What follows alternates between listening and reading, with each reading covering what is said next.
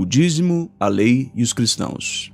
O dízimo é a 10ª parte, ou 10%, entregue ou paga como tributo, especialmente para fins religiosos. A Bíblia mostra o primeiro caso quando Abraão deu a Melquisedeque 1/10 dos despojos de sua vitória sobre Quedorlaomer e os aliados destes, segundo diz Gênesis 14, 18 ao 20. O segundo caso diz respeito a Jacó, que em Betel fez um voto de dar a Deus 1/10 dos seus recursos, segundo diz Gênesis 28, 20 ao 22. Se Jacó já estivesse sobre a compulsão obrigatória de pagar dízimos, o voto que fez quanto a isso teria sido supérfluo. Portanto, é evidente que o sistema de dízimos não era costume ou lei entre os primitivos hebreus. Foi instituído com a implantação do pacto da lei, não antes. Vejamos as leis mosaicas referentes ao dízimo. Jeová havia dado a lei referente ao dízimo à nação de Israel, segundo diz Êxodo 23:19 e 34:26, que não era exigido durante o ano sabático por ser um ano de descanso do povo, segundo diz Levítico 25, 1 ao 12. O povo dava o dízimo anualmente aos levitas, porque eles não tinham herança. Números 18, 21 e 24 diz: E eis que, aos filhos de Levi, tenho dado todos os dízimos em Israel por herança, pelo ministério que executam, o ministério da tenda da congregação.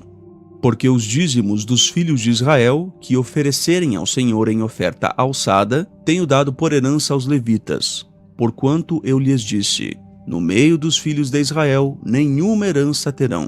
E os levitas davam 1/10 do que recebiam ao sacerdócio arônico para o sustento deste, segundo diz Números 18, 25 ao 29.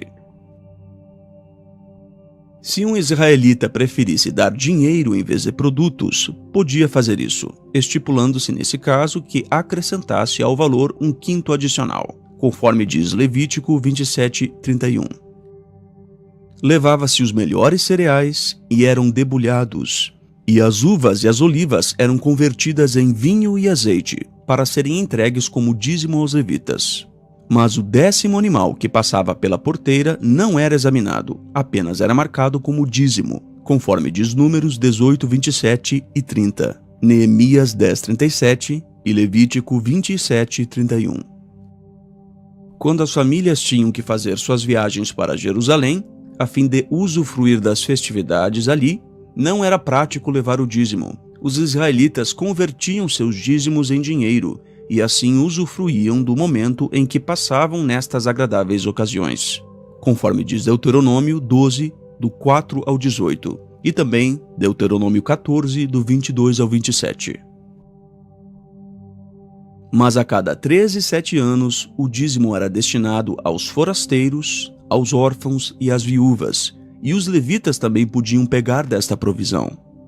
Quando acabares de separar todos os dízimos da tua colheita, no ano 3º, que é o ano dos dízimos, então os darás ao levita, ao estrangeiro, ao órfão e à viúva, para que comam dentro das tuas portas e se fartem. Deuteronômio 26, 12, 14, 28 e 29. As leis do dízimo não eram excessivas, e Jeová Deus havia prometido abençoar aqueles que obedecessem a essas leis. Malaquias 3,10 diz: Trazei todos os dízimos à casa do tesouro, para que haja mantimento na minha casa. E depois fazei prova de mim nisto, diz o Senhor dos Exércitos, se eu não vos abrir as janelas do céu, e não derramar sobre vós uma bênção tal, até que não haja lugar suficiente para a recolherdes. Quando o povo ficava negligente referente ao dízimo, o sacerdócio sofria, pois tanto os levitas quanto os cantores tinham de deixar suas obrigações no templo para conseguirem seus sustentos, conforme diz Neemias 13:10. E quando as 10 tribos se apostataram, eles começaram a usar seus dízimos na adoração falsa de bezerros, conforme diz Amós 4, 4 e 5. Mas Jeová era fiel e nada faltava quando o povo fazia o que era correto. Não há nas Escrituras um castigo para quem não pagasse o dízimo. Isso era uma obrigação moral da nação. No fim do ciclo de 3 anos, os israelitas confessavam ter pagado integralmente seus dízimos, pois se assim não fizessem, eram considerados como que roubando de Jeová, conforme podemos ver em Malaquias 3, 7 ao 9, e também Deuteronômio 26, do 12 ao 15. Já na época de Jesus, a cobrança do dízimo ainda estava em vigor, mas os escribas e fariseus faziam dessa cobrança um desvio da lei e do verdadeiro objetivo, porque deixavam de lado o que realmente era importante, conforme diz Mateus 15, do 1 ao 9. Do que adiantava para eles darem o 10º da hortelã e do endro e do cominho, se o que realmente importava eles deixavam de lado? Mateus 23, 23 diz: Ai de vós, escribas e fariseus, hipócritas, pois que dizimais a hortelã, o endro e o cominho, e desprezais o mais importante da lei, o juízo, a misericórdia e a fé. Deveis, porém, fazer estas coisas e não omitir aquelas. Lucas 11:42 diz: Mas ai de vós, fariseus, que dizimais a hortelã e a arruda e toda a hortaliça, e desprezais o juízo e o amor de Deus. Importava fazer essas coisas e não deixar as outras. Jesus considerou o cobrador de impostos na sua ilustração mais digno do que o fariseu que pagava o dízimo, porque ele se humilhou, conforme diz Lucas 18, do 9 ao 14.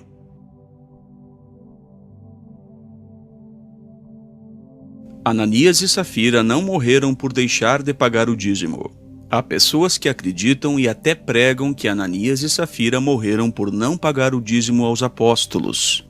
Mas não foi isso que aconteceu. Veja o fundo histórico da passagem. Os que tinham se convertido ao cristianismo ficaram em Jerusalém para aprender mais. E para que estes tivessem provisões, tais como alimentação, os outros cristãos ali começaram a fornecer para estes o alimento. Veja o que José fez em Atos 4, 34 ao 37. Não havia, pois, entre eles necessitado algum, porque todos os que possuíam herdades ou casas, vendendo-as, traziam o preço do que fora vendido e o depositavam aos pés dos apóstolos. E repartia-se a cada um, segundo a necessidade que cada um tinha. Então José, cognominado pelos apóstolos Barnabé, que traduzido é Filho da Consolação, levita, natural de Chipre, possuindo uma herdade, vendeu-a, e trouxe o preço e o depositou aos pés dos apóstolos. Veja que nem se menciona o dízimo nesse texto. No capítulo 5, que conta a história de Ananias e Safira, veja a trama deles nos versículos 1 e 2. Mas um certo homem chamado Ananias, com Safira, sua mulher, vendeu uma propriedade e reteve parte do preço, sabendo-o também sua mulher, e, levando uma parte, a depositou aos pés dos apóstolos. Ananias não estava entregando o dízimo, e sim o valor total da venda. Mas ele escondeu uma parte dos apóstolos. Por causa de sua mentira, ele morreu. A mesma mentira contou a sua esposa Safira ao apóstolo Pedro, em Atos 5, 7 ao 10. Assim os dois morreram, não por deixar de pagar o dízimo, mas por mentir. Pedro, tendo recebido de Jesus o Espírito Santo, ele poderia perdoar ou não o pecado deles, mas como eram pecadores deliberados, não mereciam tal perdão. João 20, do 21 ao 23. Os cristãos não estão sujeitos a pagar dízimos. Mas como a congregação cristã recém-formada era financiada, já que não se usava mais o sacerdócio, vejam 2 Coríntios 8, 12. Porque se há prontidão de vontade, será aceita segundo o que qualquer tem, e não segundo o que não tem. E o capítulo 9, versículo 7. Cada um contribua segundo propôs no seu coração, não com tristeza ou por necessidade, porque Deus ama ao que dá com alegria. Os cristãos tinham uma orientação de ajudar, não com contribuições fixas, mas com o que eles tinham. Até mesmo quem tomava conta da congregação trabalhava arduamente, e Paulo foi exemplo nisso, segundo diz Atos 18:3 e 1 Tessalonicenses 2:9. Já nas escrituras gregas, o Novo Testamento, não se menciona a cobrança de dízimos. Muitos usam o texto de Malaquias 3:10 como uma verdade absoluta para alegar a cobrança de dízimos. Mas lembre-se, o texto de Malaquias foi escrito por volta do ano 443, antes de Jesus entregar sua vida aqui na terra. O que isso tem a ver com o pagamento de dízimo? A lei de cobrança de dízimo findou com a morte de Jesus. Agora siga o raciocínio nos seguintes textos. Porque Cristo é o fim da lei. Por meio de sua carne, ele aboliu a inimizade, a lei de mandamentos em forma de decretos, e apagou o documento manuscrito que consistia em decretos e estava em oposição a nós. Com referência a Romanos 10:4, Efésios 2:15 e Colossenses 2:13 e 14.